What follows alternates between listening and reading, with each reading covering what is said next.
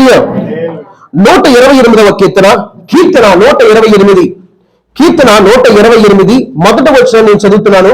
దయచేసి అందరూ వాక్యం మీద మనసు పెట్టాలని నేను కోరుకుంటున్నాను. వాక్యం ఏం చెప్తుందో మనం గ్రహిద్దాం. 128వ కీర్తన మొదటి వచనం, యెహోవా యందు భయభక్తులు కలిగి ఆయన త్రోవల యందు నడుచుకున్న వారందరూ ధన్యులు. ప్రియ దేవుని సంగమా, యెహోవా యందు భయభక్తులు ఎప్పుడు వస్తాయి? ఒక వ్యక్తి దేవుని యందు భయభక్తులు కలవాడిగా ఎప్పుడు జీవిస్తాడు? ఆ వ్యక్తికి ఆ దేవుడి గురించి తెలియాలి. అప్పుడు మాత్రమే ఏ దేవుడి గురించి అయితే తెలుసుకుంటాడో ఆ దేవుడి యందు భయభక్తులు కలిగి ఆయన త్రోవలో నడవగలుగుతాడు. హల్లెలూయా, అవునండి కాదా? హల్లెలూయా. చూడండి, వాక్యం చెప్తుంది యెహోవా యందు భయభక్తులు కలిగి ఉండాలి. ప్రియ దేవుని సంగమా, బైబిల్ చెప్తా ఉంది యెహోవా యందు భయభక్తులు కలిగి ఉండి ఆయన త్రోవలో నడుచుకునే వారందరూ ధన్యులు. ప్రియ దేవుని సంగమా, ఈ రోజు దేవుడు పరిశుద్ధాత్మ దేవుడు నాకు చెప్పమన్నటువంటి ఈ యొక్క ప్రసంగం టైటిల్ ఏంటంటే, కుటుంబము యేసయ్య చేత ఆశీర్వదించబడాలంటే. మళ్ళీ చెప్తున్నా, ఒక కుటుంబము యేసయ్య చేత ఆశీర్వదించబడాలంటే. ఈ యొక్క ప్రసంగానికి టైటిల్ ఇదే. పరిశుద్ధాత్మ దేవుడు నాకు చెప్పింది ఏంటంటే, యేసయ్య కుటుంబము యేసయ్య చేత ఆశీర్వదించబడాలంటే. ప్రియ దేవుని సంగమా, ఈరోజు భూమి మీద చాలా కుటుంబాలు కనబడతా ఉంటాయి. చాలా మందికి ధనం ఉంటది, చాలా మందికి వాళ్ళ ఇంట్లో ఏ కొద్దిగా ఉండదు, బంగారం ఉంటది, కార్స్ ఉంటాయి, కానీ వాళ్ళ ఇంట్లో సమాధానం ఉండదు. వాళ్ళ ఇంట్లో దేవుని యందు భయభక్తులు లేని మనుషులు అందులో ఉంటారు. వాళ్ళు ఎప్పుడు చూసినా బాధపడుతూ ఉంటారు, చింతపడుతూ ఉంటారు, ఏదో లోటున్నట్టుగా కుటుంబం కనబడతా ఉంటది. కానీ వాక్యం చెప్తోంది ఒక కుటుంబము దేవుని యందు భయభక్తులు కలిగి ఉండాలి, ఆ కుటుంబము దేవుని త్రోవలో నడవాలి అని బైబిల్ చెప్తుంది. ఈ రోజు నేను ఇక్కడ అడుగుతున్నాను, ఇక్కడ ఉన్న ప్రతి తల్లి, ప్రతి సహోదరుని, నువ్వు నిజంగా దేవునికి భయపడుతున్నావా? నిజంగా నువ్వు దేవుడు నడిపిస్తున్న త్రోవలో, దేవుని త్రోవలో నువ్వు నడుస్తున్నావా? హల్లెలూయా. దేవుని త్రోవలో నువ్వు నడుస్తున్నావా లేదా నీకు నువ్వు పరీక్షించుకో. ఎందుకంటే యేసుక్రీస్తు ప్రభు ఏం చెప్తున్నాడంటే, నా మాటలైతే గతించమని చెప్తున్నాడు. ఆకాశం భూమి గతించిపోతాయి కానీ ఆయన మాటలు గతించమని చెప్తున్నాడు. ఈ రోజున యేసయ్యకి ఏం కావాలంటే, యేసు మాట వినే క్రైస్తవులు కావాలి, యేసుతో నడిచే క్రైస్తవులు కావాలి, యేసు కొరకు బ్రతికే క్రైస్తవులు కావాలి, యేసుకు భయపడే క్రైస్తవులు యేసయ్యకి కావాలి. హల్లెలూయా. ఈ రోజు నువ్వు దేవునికి భయపడుతున్నావా? దేవుని సంగమా, నువ్వు దేవునికి భయపడుతున్నావా? బైబిల్ ప్రశ్నిస్తుంది, ఎప్పుడు మన దేవుడి పట్ల మనకి భయం వస్తుంది, ఎప్పుడు దేవుని త్రోవ మనకు అర్థమవుతుంది తెలుసా? ఎప్పుడు తెలుస్తుందండి? చూడండి, మొదటి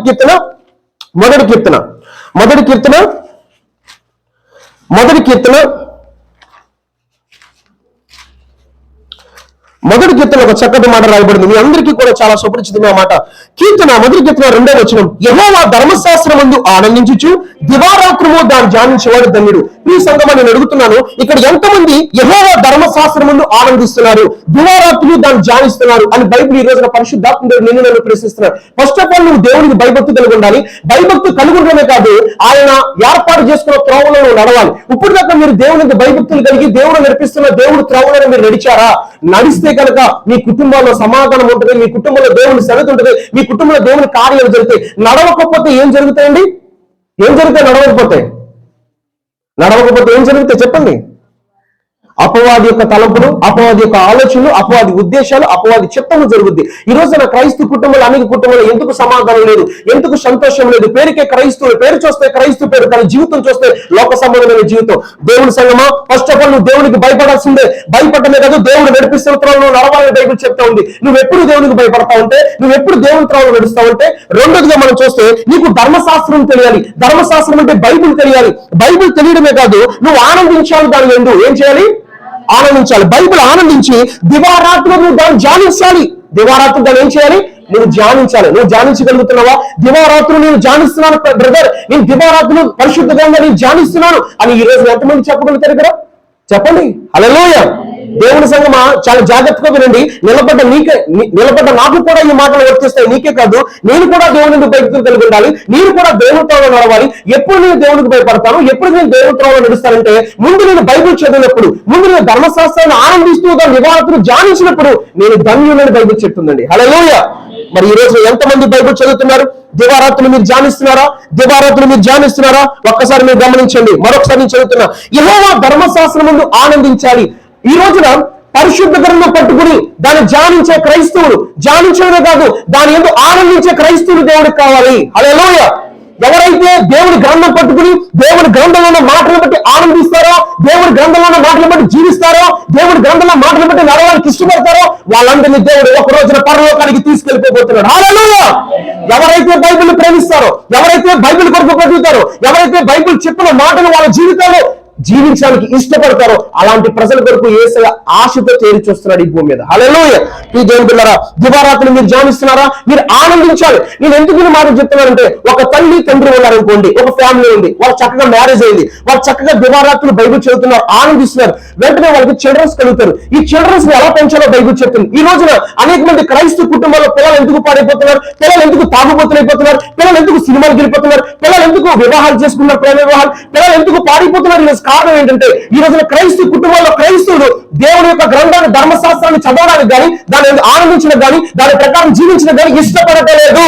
హల్లెలూయా! అవునండి కాదా? వాస్తవమే కాదా? ఈ రోజు నువ్వు జీవిస్తున్నావా?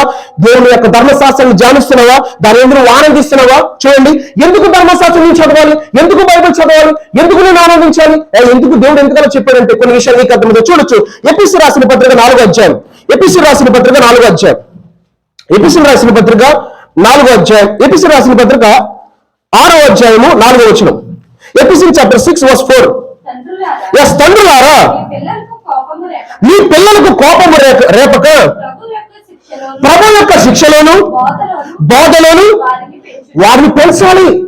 ఎప్పుడైతే నువ్వు దేవుడికి భయపడతావో, ఎప్పుడైతే దేవుడు నడిపిస్తున్నావో, నువ్వు నడవడానికి ఇష్టపడతావో, దివారాత్రులు మీరు ధ్యానిస్తావో, నువ్వు ఆనందిస్తావో, అప్పుడు నీ పిల్లల్ని ఎలా దేవుళ్ళు పెంచాలో, దేవుడి శిక్షలను, దేవుడి బోధనను పెంచగలుగుతావు. నీకే వాక్యం తెలియకపోతే, నీకే ప్రార్థన రాకపోతే, నీకే బైబిల్ గురించి అవగాహన లేకపోతే వాళ్ళు ఎలా పెంచుతారు? అందుకే ఈ రోజున పాడైపోతున్నారు, ఈ రోజున అనారోగ్యం పాడైపోతున్నారు, ఈ రోజు చిన్న వయసులోనే చనిపోతున్నారు, ఈ రోజు చిన్న వయసులోనే ప్రమాదకరమైన జబ్బులు వచ్చేస్తున్నాయి. ఏంటి కాదా? ప్రియ దేవుని సంగమా, ఈ రోజు నువ్వు దీన్ని ధ్యానిస్తూ, ఈ గ్రంథాన్ని ఆనందిస్తూ ధ్యానించి నువ్వు నేర్చుకుని నీ పిల్లలకు నువ్వు ఏం చేయాలి తెలుసా? ప్రభు యొక్క శిక్షణ బోధనలు వాళ్ళు పెంచాలి. నువ్వు పెంచగలుగుతున్నావా? పిల్లలు పెంచగలుగుతారు. పిల్లలు లేరండి ప్రార్థన చేయండి అంటారు, పిల్లలు పుడతారు. పిల్లలు పుట్టిన తర్వాత వాళ్ళు కొన్నిసార్లు ఇసుక్కుంటూ ఉంటారు. పెంచాలంటే బాధ, చదివించాలంటే బాధ. అవన్నీ ఎందుకంటే బైబిల్ కనీసం మనం చదివి ఒక అధ్యాయం, ఒక కీర్తన చదివి వాళ్ళకి అర్థమయ్యేలా చెప్పాలంటే బాధ. ఫోన్ తో గడిపితే మాత్రం గంటలు గడుపుతాం, ఎవరితో మాట్లాడాలన్నా గంటలు మాట్లాడతాం, ఏదైనా చేయాలన్నా చాటింగ్ చేయాలన్నా గంటలు చేస్తాం. పిల్లలతో ఒక అరగంట దేవుడి గురించి చెప్పాలంటే మనకి బద్ధకం. అందుకే ఈ రోజున పిల్లలు పాడైపోతున్నారు. ఈ రోజున పిల్లలు పాడైపోవడమే కాదు, వాళ్ళ జీవితాలు పాడైపోతున్నాయి. వాళ్ళతో పాటు వాళ్ళ భార్య, వాళ్ళ పిల్లలు కూడా చాలా మంది కుటుంబాలు పాడైపోతుంది. మన సొసైటీలో చూస్తున్నాం. దేవుని సంఘం ఈ రోజు దేవుడు నిన్ను నన్ను అడుగుతున్నాడు, నువ్వు నిజంగా దివారాత్రులు దీన్ని ధ్యానిస్తున్నావా? నువ్వు ఆనందిస్తున్నావా? ఆనందిస్తూ నువ్వు నీ పిల్లలు కూడా దీంట్లో ఉన్నటువంటి లేఖన భాగాలు చెప్తున్నావా? ప్రభు యొక్క బోధన శిక్షణ నీ పిల్లలను పెంచావా? ఒకవేళ కనుక నువ్వు పెంచితే ఎందుకు పిల్లలు పాడైపోతారు? నువ్వు పెంచలేదు కనుక ఈ రోజు నీ కుటుంబంలో పిల్లలు పాడైపోయారు. హల్లెలూయా! నువ్వు పెంచలేదు కనుక పాడైపోయారు. నువ్వు అప్పులు పాలు చేయాల్సి వస్తుంది. ఇబ్బందులు, ఇరుకులు, సమస్యలు, అవమానాలు, నిందలు, బాధలు. అదే దేవుడికి భయపడుంటే, అదే దేవుడితో నడిస్తే, అదే ధర్మశాస్త్రం చేస్తే, అదే ధర్మశాస్త్ర ప్రకారంగా పిల్లలు పెంచుంటే ఈ రోజు నీ జీవితం ఎలా ఉండేది? తలగా ఉంటావు, ఇచ్చేవాడుగా ఉంటావు. ఎంత తేడా ఉందండి ఈ రోజున. ఈ రోజున ఎవరిలో తప్పు? దేవుళ్ళు తప్ప? దేవుడి దగ్గరికి ఏం ప్రభు ఎలా జరిగిన జీవితం? నెవర్. దేవుడు ఎప్పుడు కూడా నేను ఇబ్బందులు పెట్టడు. దేవుడి మాట వినకపోతే నీకు శ్రమలు, దేవుడికి లోపడకపోతే నీకు ఇబ్బందులు, దేవుడి చిత్తానికి లోపడకుండా, దేవుడి ప్రేమ తెలుసుకోకుండా నీ ఇష్టానుసారంగా బ్రతికి అంటే దేవుడే చేసినట్టు ఎలా కుదురుతుంది? అలా ప్రశ్నించే క్రైస్తవులు ఈ రోజు భూమి ఎక్కువైపోతూ ఉన్నారు. ఈ దేవుడి సంగమా, బైబిల్ చెప్తా ఉంది, ఈ రోజు నీ పిల్లల్ని ఎలా పెంచిన ప్రభు యొక్క శిక్షణ బోధనలు పెంచగలుగుతున్నావా?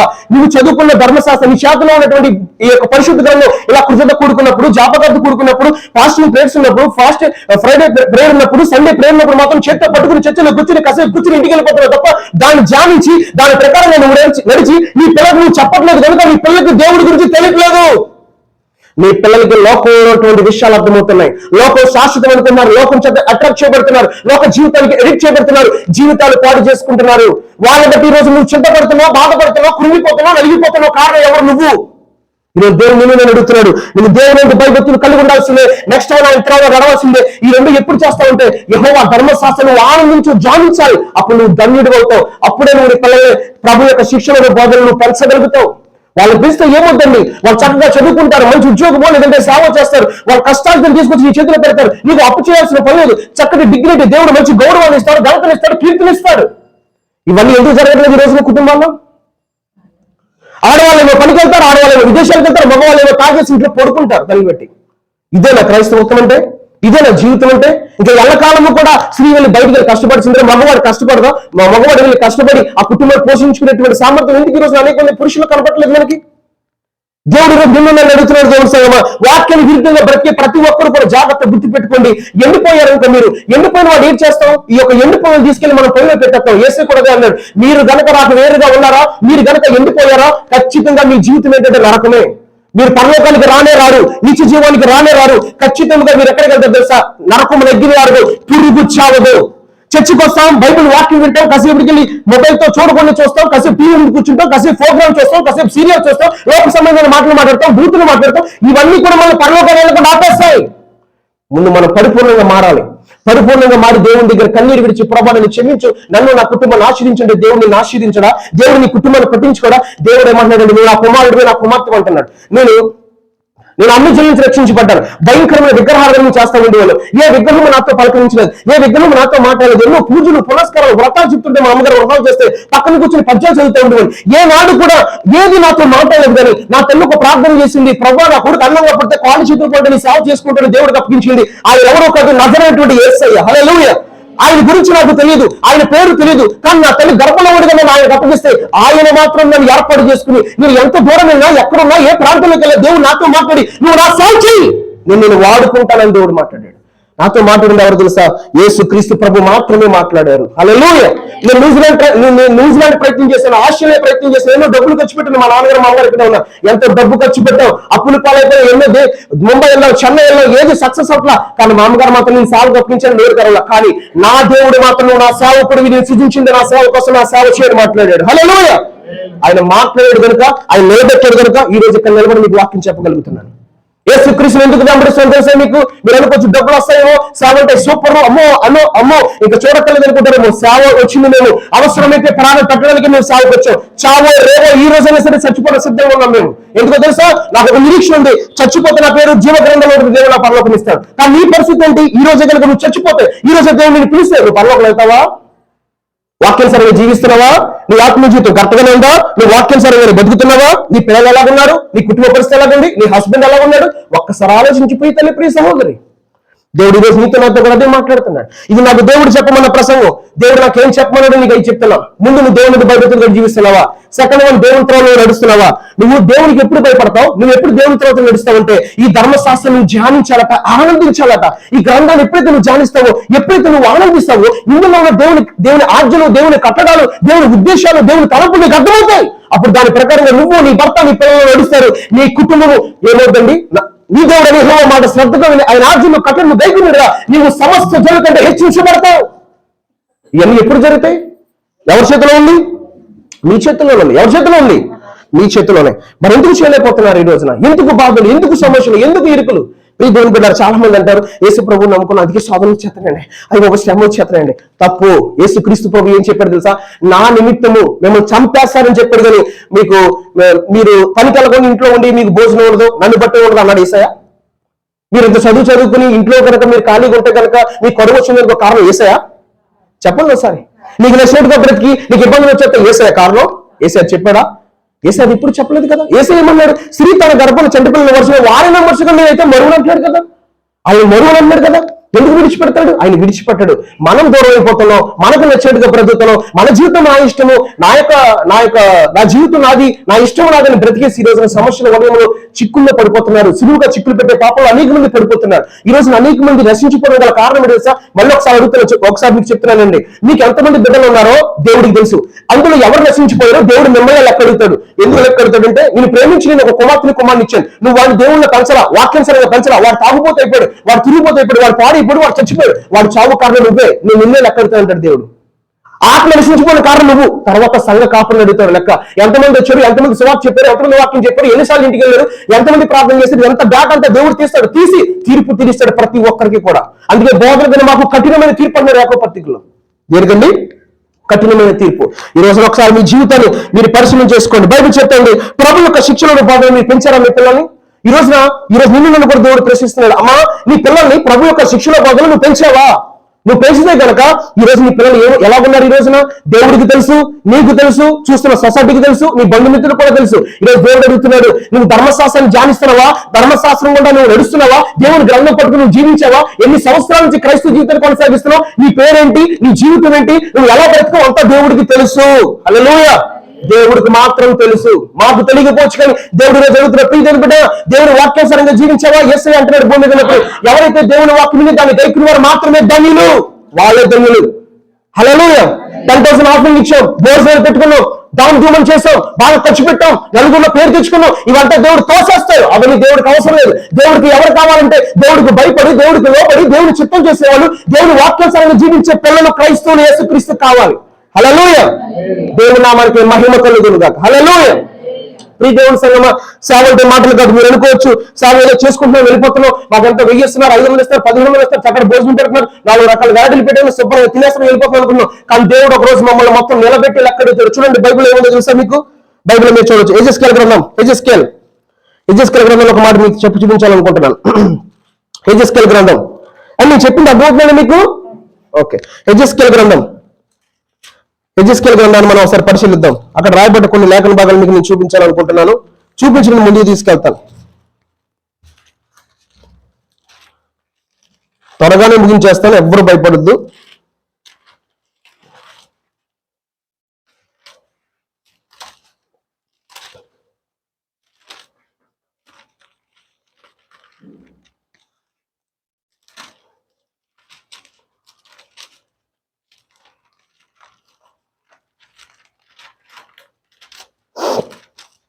హల్లెలూయా. స్తోత్రాలు నాయన. చూడండి ఎజెస్కేల్ గ్రంథం 34వ అధ్యాయము. అందరూ గట్టిగా చదవాలని కోరుకుంటున్నాను. చదువు వచ్చనుకున్న వాళ్ళు తెరవని దయచేసి ఎజెస్కేల్ గ్రంథము 34వ అధ్యాయము 7వ వచనం. కాబట్టి కాపరులారా, పేజీ నెంబర్ 116, ఓల్డ్ టెస్టిమెంట్. కాబట్టి కాపరులారా, యెహోవా మాట ఆలకించుడి. కాపరు లేకుండా నా గొర్రెలు దోపుడు సొమ్మయి, సకలమైన అడవి మృగములకు ఆహారమయ్యి. కాపరు నా గొర్రెలు విచారింపరు. కాపరులు ఏం చేయట్లేదట? నా గొర్రెలు విచారింపరు. నువ్వు ఎలాగున్నావమ్మా, నీ భర్త ఎలాగున్నా, నీ పిల్లలు ఎలాగున్నారు, ఏం విచారించట్లా. ఏమో నువ్వు వస్త్రం ఆధారం వెళ్ళిపోతున్నావు, నాకు ఎందుకంటే నా పని నేను చేసి వెళ్ళిపోతున్నావు. దేవుడు వదలడం, ఈడ్చి పాడతాడు. అక్కడ చూడండి ఏమంటున్నాడు, విచారింపరు. నెక్స్ట్ వన్, తమ కడుపు మాత్రమే నింపుకుంటారు కానీ, ఏం నింపుకుంటున్నారండి? తమ కడుపు మాత్రమే నింపుకుంటారు గాని గొర్రెలను మేపరు. ఇదే యెహోవా వాక్కు. కాబట్టి కాపులారా, యెహోవా మాట ఆలకించుడి.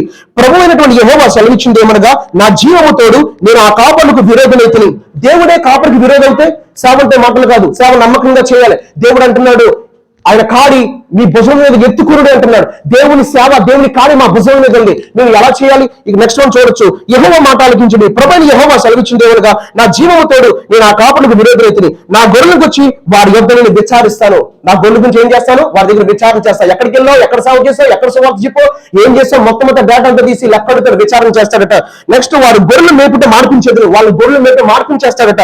మార్పించి ఇకను కాపరు తమ కడుపు నింపుకొనక జాలుకుందరు. తమ కడుపు నింపుక జాలుకుందరు. నా గొర్రెలు వారికి తిండి కాకుండా, నా గొర్రెలు వారికి తిండి కాకుండా. ఈ రోజు గొర్రెలు మాకు తిండి అయిపోతున్నాయని దేవుడు బాధపడుతున్నాడు. మాకు తిండి అయిపోవడం ఏంటి? మీ దశం భాగాలు, మీ కష్టాలు, మీ కానుకలు తింటున్నాం కానీ మిమ్మల్ని విచారించట్లేదు, మీ గురించి పట్టించుకోవట్లేదు, మీ గురించి అంగలార్చట్లేదు. మీ ఇంటికి గృహ దర్శనం చేసి ఏం మాట్లాడాలో కూడా మాట్లాడకుండా వెళ్ళిపోతున్నాం. ఈ రోజు కొంతమంది చూస్తూ ఉంటాం, వాక్యం విరుద్ధంగా ఏదైనా చేశారు, ఇంకా పక్కనే ఉంటారు, పాస్టర్ గారు ఏం మాట్లాడరు, మాట్లాడితే కానుకోవడంలో, మాట్లాడితే గొడవ అయిపోతున్నా, మాట్లాడితే ఉద్యోగం పీకెత్తారని అంత భయము. అందుకే అదేమైపోతుందంటే ప్రతి ఒక్కరికి పాకేస్తుంది. ఈ రోజు మేము వాక్యం చెప్తుంటే కొంతమంది కొత్తగా ఉంది, అది ఎందుకు చేయకూడదు, ఇది ఎందుకు చేయకూడదు, అది ఎందుకు చేయకూడదు. అవును, వాక్యం లేదు, ఏది చేయొద్దు, కానీ వాక్యంలో ఉంది మాత్రం నువ్వు చేయచాలు. హల్లెలూయా. వాక్యం చేయదు చాలు. నెక్స్ట్ చూడొచ్చు మనం, నా గొర్రెలకు వచ్చి వారైతే విచారించెదరు, వారి గొర్రెలు ఎప్పుడు మాన్పించెదరు. ఇక్కడ కాపులు తమ కడుపు నింపుకొనక జాలకుందరు. నా గొర్రెలు వారికి తిండి కాకుండా వారి నోట నుండి వాటిని తప్పించెదరు. ఇదే ప్రభువైన యెహోవా వాక్కు అని బైబిల్ చెప్తుంది. ఈ దేవుడి సంగమా, మేము చేస్తున్న సేవతో దేవుడు గమనిస్తున్నాడు. ఏం చెప్తున్నావు, ఎక్కడికి వెళ్తున్నావు, ఇన్షర్ట్ చేసావు, చక్కగా బాగానే అందరూ గౌరవిస్తున్నావు. ఇదంతా కాదు, నువ్వు వెళ్ళే ప్రతి చోట కూడా ఏ వాక్యం చెప్తున్నావో, ఎలా చెప్తున్నావో మొత్తం మీద దేవుడు డేటా తీసుకుంటున్నాడు. మరి ఎందుకు చెప్తాను తెలుసా? దేవుడు ఈ రోజు లోకం నుంచి ప్రత్యేకపరిచి అభిషేకాన్ని ఇచ్చి ఆత్మనిచ్చి నా సేవ చేయ నమ్మకంగా చేయని దేవుడు మాట్లాడితే కనుక, సేవ కనుక నమ్మకంగా చేయకపోతే కనుక ముందు నరకానికి వెళ్ళే లిస్ట్ మేమే ఉంటాం. హల్లెలూయా. ఈ రోజు నువ్వు ఎలా బ్రతుకుతున్నావు, నువ్వు ఎలా జీవిస్తున్నావు, ఈ రోజు నువ్వు గుర్తుపెట్టుకో, బైబిల్ చేత పెట్టుకున్నావు, నరకానికి వెళ్తావా, పరలోకం వెళ్తావా, నీ క్రియలు కూడా, నీ జీవితం ఎలా బతుకుతున్నావా, సరే వాక్యానుసారంగా బతుకుతున్నావా, నీకు నచ్చినట్టుగా బ్రతుకుతున్నావా? ఒక్కసారి నీకు నువ్వు ప్రశ్నించుకో. ప్రశ్నించుకుని నేను వాక్యానుసారంగా జీవిస్తున్నాను, ఖచ్చితంగా నా పేరు జీవ గ్రంథంలో ఉంది, ఖచ్చితంగా దేవుడు యాక్సెప్ట్ చేస్తాడు అనేటువంటి విశ్వాసం నీలో ఉందా? లేకపోతే కనుక ఇక్కడ నువ్వు పశ్చాత్తాపడి ఇంటికి వెళ్ళు. ప్రభు నన్ను క్షమించు, దయచేసి నాకు ఒక అవకాశం ఇవ్వండి. ఇక్కడ నుంచి పిల్లల్ని సరిగ్గా పంచకపోతే, నువ్వు బైబిల్ చదవలేదు, బైబిల్ నువ్వు ధ్యానించలేదు, బైబిల్ నువ్వు ఆనందించలేదు, నీ పిల్లలు బైబిల్ వాక్యానుసారంగా నువ్వు పంచలేదు కనుక ఈ రోజు నీ పిల్లలు పారిపోయారు. ఈ రోజు నీ పిల్లలు తాగుతున్నారు, ఈ రోజు నీ పిల్లలు సినిమాకి వెళ్తున్నారు, ఈ రోజు నీ పిల్లలు నచ్చినట్టుగా బ్రతుకుతున్నారు. కారణం ఎవరు? దేవుడా? ఎవరండి? ఒకసారి ప్రశ్నించుకో నీకు నువ్వే. దేవుడి సంగమా, నేను ఎందుకు చెప్తున్నానో తెలుసా? నేను చిన్నప్పటి నుంచి విగ్రహారాధన చేశాను. విగ్రహారాధన చుట్టూ తిరిగేవాడిని, భయంకరమైన గుళ్ళకి వెళ్తా ఉండేవాళ్ళు, మా అమ్మగారు మేమందరం కూడా. కానీ నేను ఎందుకు చెప్తున్నానంటే యేసుక్రీస్తు యొక్క ప్రత్యక్షత నేను చూశాను. యేసు ప్రభు స్వరాన్ని నేను విన్నాను. యేసు ప్రభు నాతో ఏమన్నాడు తెలుసా? నా కుమారుడా అని పిలిచాడు నన్ను. హల్లెలూయా! ఎవ్వరు నన్ను పిలవలేదండి, నా కుమారుడా. మా అమ్మ నన్ను సేవకు అప్పగించాను, అప్పటికి చెప్పలా నేను సృజించింది నా సేవ కోసం నా సేవ చేస్తావా, నేను నమ్మాను, నేను వాడుకుంటాను, ప్రపంచమంతా నేను తిప్పుతాను, నా పని నమ్మకం తెచ్చి నేను నమ్మానని దేవుడు చెప్పాడు. అందుకే చావు బ్రతుకో. నా చిన్న వయసు, నాకు 31 సంవత్సరం స్టార్ట్ అయింది. చావడానికైనా సరే యేసు కొరకు నేను సిద్ధంగా యథార్థంగా చెప్తాను. దేవుడి సాక్షి. ఏదో గొప్ప కోసం చెప్పట్లేదు, కానీ ఇక్కడి నుంచైనా మనం ప్రభు కొరకు బ్రతుకుతాం, ఇక్కడి నుంచైనా సరే ప్రభుకు నమ్మకంగా జీవితం, ఇక్కడి నుంచైనా సరే ప్రభుకు యథార్థంగా బ్రతుకుతాం. మన పేరు జీవ గ్రంథం లేకపోతే కనుక నువ్వు ఎన్ని చేసినా బ్రత. బైబిల్ చెప్తుంది, రెవల్యూషన్ చాప్టర్ 21:27 అంటున్నాడు. చూడండి, ప్రకటన గ్రంథము 21వ అధ్యాయము 27వ వచనం చేత గట్టిగా. Revelation chapter 21:27. గొర్రెపిల్ల యొక్క జీవ గ్రంథమందు వ్రాయబడిన వారే దానిలో ప్రవేశింతురు గాని నిషిద్ధమైనను అసహ్యమైన దానిని అబద్ధమైన దానిని జరిగించి వాడైనను దానిలోనికి ప్రవేశింపు. ప్రియ దేవుని సంగమా, నేను అడుగుతున్నాను ఈ రోజున గొర్రెపిల్ల యొక్క జీవ గ్రంథంలో నీ పేరు రాయబడుతుందా? నీ పేరు జీవ గ్రంథం రాయబడతాడు. ఎవరు రాస్తారు? సంఘ గొప్ప రాస్తాడా? ఎవరు రాస్తాడా పేరు? యేసుక్రీస్తు ప్రభు మాత్రమే రాస్తాడు. యేసుక్రీస్తు ప్రభుని యాక్సెప్ట్ చేయాలి. యేసుక్రీస్తు ప్రభుకి నీ భక్తి నచ్చాలి. ఆయన కనుక ఆయన నీ పేరు జీవ గ్రంథంలో రాయకపోతే ఎవడు అక్కడ మాట్లాడడం, నేను ఎవరు పట్టించుకోడు అక్కడ. హల్లెలూయా! ఈ రోజు నువ్వు ఎలా బతుకుతున్నావు? ఈ రోజు నువ్వు పట్టుకున్న బైబిల్కి భయపడుతున్నావా? బైబిల్లో వాక్యానికి లోపడుతున్నావా? దివారాత్రి దాన్ని ధ్యానిస్తావా? ఇక్కడి నుంచైనా సరే నీ పిల్లలు దేవుళ్ళు పెంచుతావా? హల్లెలూయా! దేవుడు నీకు నాకు అవకాశం ఇస్తున్నాడు. ఇక్కడి నుంచైనా వారు మనసు పొందితే, ఇక్కడి నుంచైనా పశ్చాత్తాపడితే, ఇక్కడి నుంచైనా నేను జీవిస్తానంటే, ఇక్కడి నుంచైనా సరే నీకు లోపడతానంటే కనుక దేవుడు నీకు నాకు అవకాశం ఇస్తాడు. లేదు నాకు నా భక్తి నాది, నా జీవితం నాదంటే ఖచ్చితంగా నేను దేవుడు లెక్క అడుగుతాడు. గుర్తుపెట్టి. ఎందుకంటే బైబిల్ చెప్తుంది, రెవల్యూషన్ చాప్టర్ 22 అంటున్నాడు, వాని కీర్చెప్పుడు నేను జీతం ఇస్తాను. నీతిమంతుడుగా ఉన్నాడా ఉండని, అపవిత్రుడుగా ఉన్నాడా ఉండని, పరిశుద్ధుడుగా ఉన్నాడా ఉండని అయ్యా, నేను వాని కీర్చెప్పుడు జీతం నేను ఇస్తాను అన్నాడు దేవుడు. ఏది కావాలి మనకి?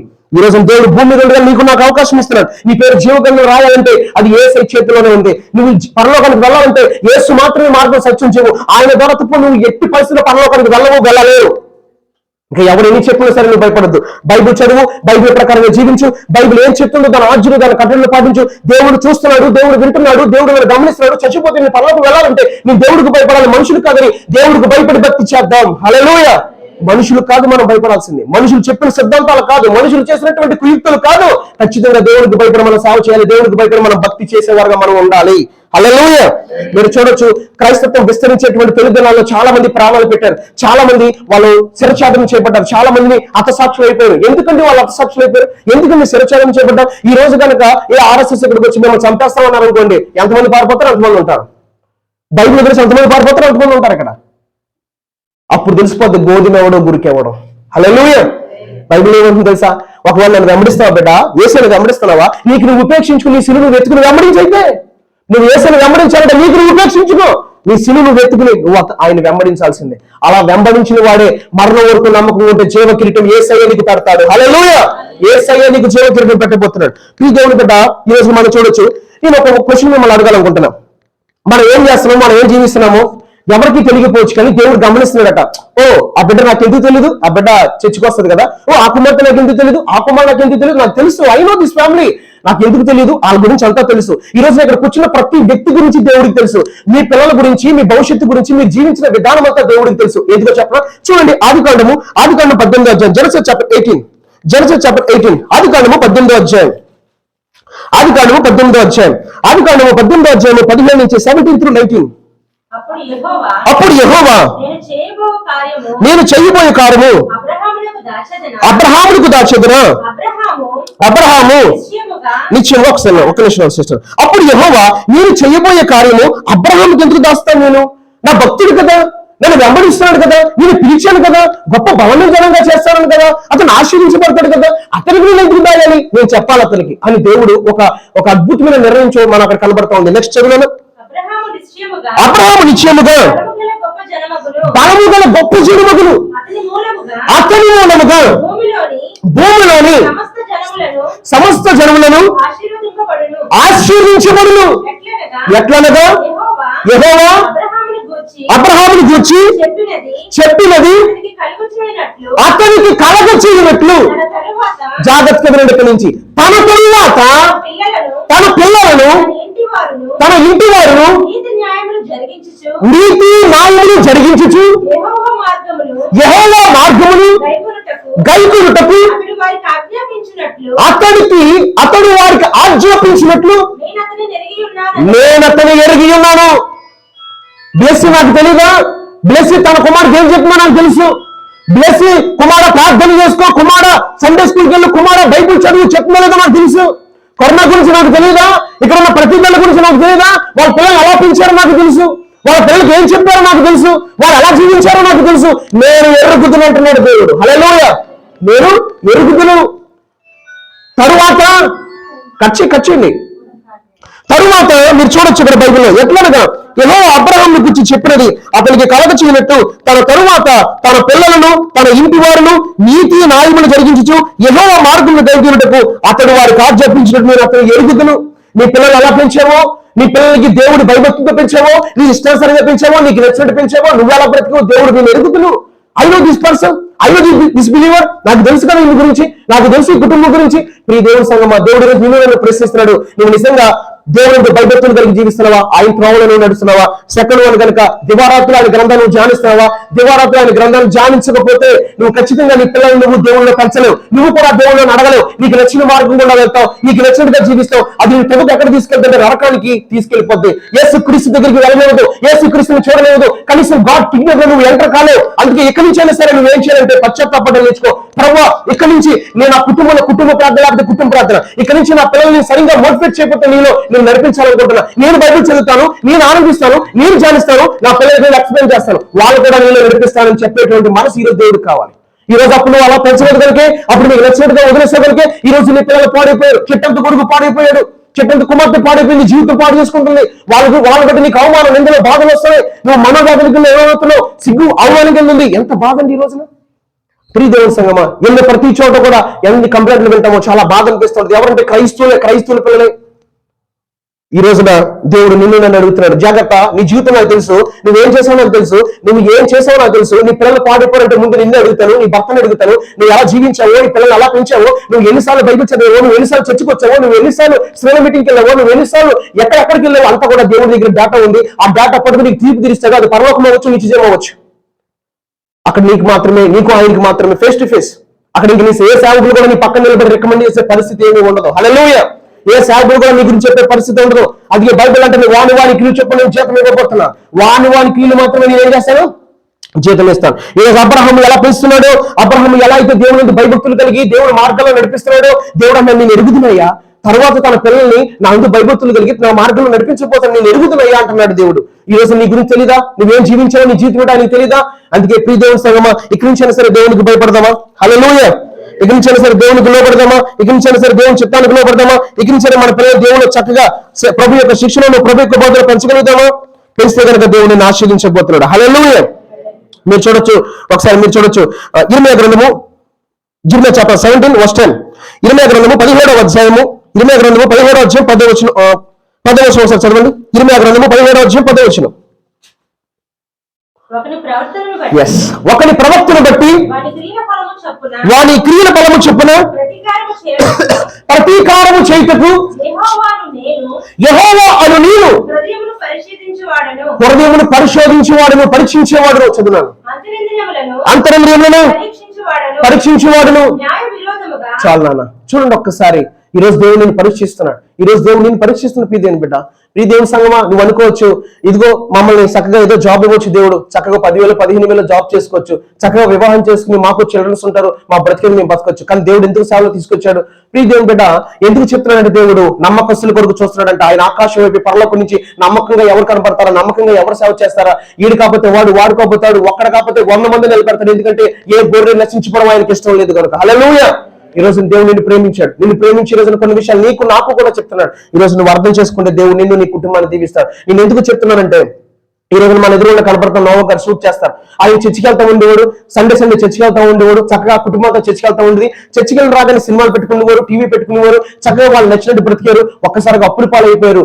ఒక్కసారిగా 70 కాసులు బంగారం కాస్త తినడానికి తినే పరిస్థితి అయిపోయింది. అలాంటి పరిస్థితుల్లో దేవుడు నన్ను వాళ్ళ పరిచయం చేసి వాళ్ళ ఇంటికి తీసుకెళ్ళాడు. హల్లెలూయా. అక్కడి నుంచి 600 మంది పరిచయం వాళ్ళతో, అక్కడి నుంచి ఈ రోజున ఇప్పుడు దాకా వీడియో షూట్ చేసి దాకా వచ్చాడు. వాళ్ళ ఇంటికి వెళ్తే కోప్పడేవాడు, తిట్టుకునేవాడు, ఇసుక్కునేవాడు, సనుక్కునేవాడు. అలాంటి వ్యక్తి నాతో పరిచయకు వచ్చి ఈ రోజున ఒక నాన్నలో నా పక్క నుండి నా విషయాలన్నీ ఆయనే చూసుకుంటాడు. నేను ఎందుకు చెప్తున్నానంటే ఆ వ్యక్తిని నేను మార్చలేను, కానీ దేవుడికి ఏమనిపిస్తుందంటే ఆ వ్యక్తిని నశించుకోవడం నాకు ఇష్టం లేదు, ఆ వ్యక్తిని నేను మార్చుకోవాలనుకుంటున్నాను అని దేవుడు నన్ను ఒక పాత్రలో నిలబెట్టాడు. ఈ రోజు నా కుటుంబం మొత్తం కూడా దేవుళ్ళ నడుస్తుంది. హల్లెలూయా. ఈ రోజు నీకు కూడా దేవుడు అదే చెప్తున్నాడు, జాగ్రత్త. ఇక్కడి నుంచి ఇప్పుడు దాకా బతుకు వేరు, ఇక్కడి నుంచి కనుక నీ బ్రతుకు కనుక నాకు న్యాయంగా కనబడకపోతే, వాక్యాసరంగా కనబడకపోతే ఖచ్చితంగా దేవుడు నిన్ను విడిచిపెట్టాడు. ఖచ్చితంగా నీ దేవుడు, ఎందుకంటే నీ పిల్లలు ఏమైపోయారు ఈ రోజున. కారణం ఎవరు? దేవుడు చూపిస్తాడండి. దేవుడు పరలోకం దిగొచ్చి వాళ్ళకి చెప్తాడు దేవుని వాక్యం. నిజంగా నీ పిల్లలు సరిగ్గా పెంచలేదు కదా, ఈ రోజు పాడైపోయారు. నిజంగా దేవుడు ధర్మశాస్త్రం నువ్వు జాడించకే కదా, నువ్వు నీ భర్త నీ కుటుంబం పాడైపోయి ఈ రోజు నప్పుల్లో పాడైపోయి ఇబ్బందుల్లో ఇరుకుల్లో ఈ రోజు ఎందుకు ఇంత సమస్యలో ఇరుక్కుపోవడం కారణం ఏంటంటే నువ్వు దేవుడికి భయపడలేదు, దేవుడి త్రావులో నడవడానికి ఇష్టపడలేదు, ధర్మశాస్త్రం ధ్యానించలేదు, ప్రభు యొక్క శిక్షణ బోధన పిల్లలను పెంచలేదు.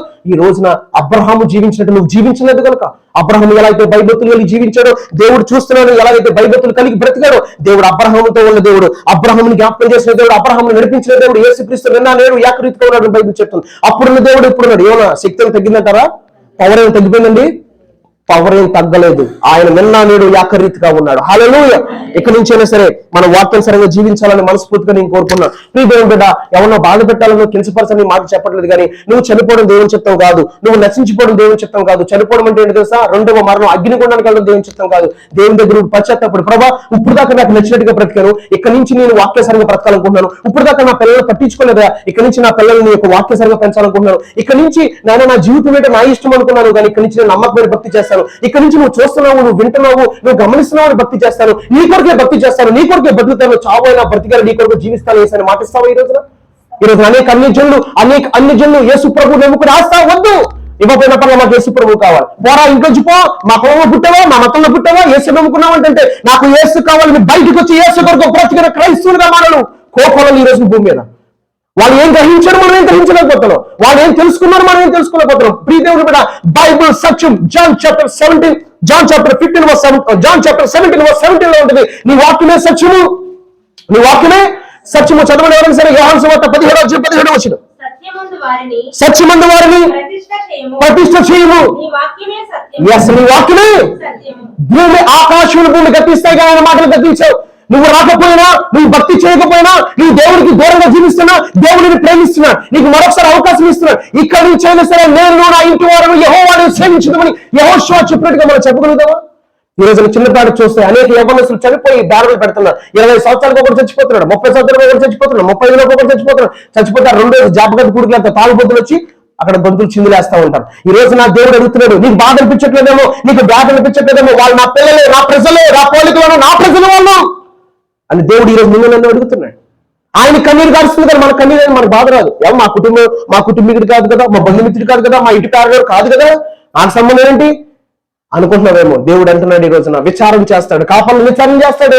రేపొద్దున మిమ్మల్ని కూడా, నీ బిడ్డలు పాడిపోతే కారణం ఎవరో తెలుసా? నువ్వే కారణం. నువ్వే నిన్ను నీ భర్త నిలబెట్టి దేవుడు అడుగుతాడు. ఒకవేళ కనుక దేవుడు న్యాయాధిపతి కనుక, ఒకవేళ కనుక ఆ తీర్పులో న్యాయం కనపడదు కనుక నీ పక్షాన నిన్ను నిర్దాక్షిణ్యం కాదు, ఖచ్చితంగా నరకానికి వెళ్ళిపోమంటాడు. అందులో సందేహమే లేదు. అందుకే ఇక్కడి నుంచి అయినా సరే నువ్వు చేసిన తప్పుడు పశ్చాత్తపడి, ఇక్కడి నుంచి నీ నిర్లక్ష్యం అంతా విడిచిపెట్టి, ఇక్కడి నుంచి అయినా దేవుడికి భయభక్తులు నువ్వు జీవిస్తే నిజంగా నీ కుటుంబం పచ్చని ఒలివ మొక్కలను దేవుడు చిగురించబోతున్నాడు. హల్లెలూయా.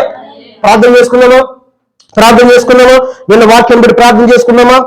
దేవుడు నాకు యేసు ప్రభు కావాలయ్యా, యేసు చెప్పింది చేయాలనుకుంటున్నాను, యేసు కొరకు నేను బ్రతకాలనుకుంటున్నాను, ఇక్కడి నుంచి యేసు ధర్మశాస్త్రాన్ని ధ్యానించాలి, ఆనందించాలనుకుంటున్నానయ్యా అని ప్రార్థన చేసుకుంటావా? నాకు యేసు ప్రభుని చూడాలండి, యేసు ప్రభు కొరకు నేను జీవించాలనుకుంటున్నాను. ఇప్పుడు దాకా బ్రతికిన బ్రతకము చాలా భయంకరం, అది కనుక దేవుడు తీర్పు తీస్తామో నరకం. కానీ ఇక్కడి నుంచి కనుక పశ్చాత్తాపడి క్షమాపణ వేడుకుంటే, నా తండ్రి అని పిలవగలిగితే, నా కుమారుడు దేవుని పిలవడానికి, నివేట్ చేయడానికి దేవుడు సిద్ధంగా ఉన్నాడు. అయ్యా చనిపోయేంత వరకు నమ్మకంగా జీవిస్తాను ప్రభా, నేను నచ్చిన జీవితం అలా ఉంది. అయ్యో శుక్రవారం ప్రార్థన వెళ్దాం అనుకున్నాను, వెళ్తున్నాను కానీ బైబిల్ కానీ అమ్మో సీరియల్ మిస్ అయిపోతాను. ఎందుకులే మన వారం వెళ్ళదు కానీ 3 వారాలు వెళ్ళక్కర్లేదు. ఆదివారం చర్చగతులు రాగానే సినిమా ముందు, టీవీ ముందు, సీరియల్ ముందు కూర్చుంటున్నాడు. ఈ రోజున ప్రభు యొక్క రక్తాన్ని శరీరాన్ని తీసుకుంటున్నారు కానీ బూతులు విడిచిపెట్టట్లేదు. ప్రభు యొక్క శరీరాన్ని రక్తాన్ని తీసుకుంటున్నారు కానీ టీవీని విడిచిపెట్టట్లేదు. ప్రభు యొక్క శరీరాన్ని రక్తాన్ని తీసుకున్నారు కానీ లోక సంబంధం జీవితాన్ని విడిచిపెట్టట్లేదు. మాకు మీకు నచ్చినట్టు బ్రతుకు మేము బతుకుతాం. మా జీవితం బాధ అనుకుంటే నశించిపోతావు. యేసు ప్రభు అంటున్నాడు, నువ్వు నశించిపోవడం ఆయనకి ఇష్టం లేదు, నేను రక్షించుకోవాలనుకుంటున్నాడు. నేను పరలోకాన్ని చేర్చాలనుకుంటున్నాడు. నీ పాపాల కొరకు సిలువ వేయబడ్డాడు, మంచిదే.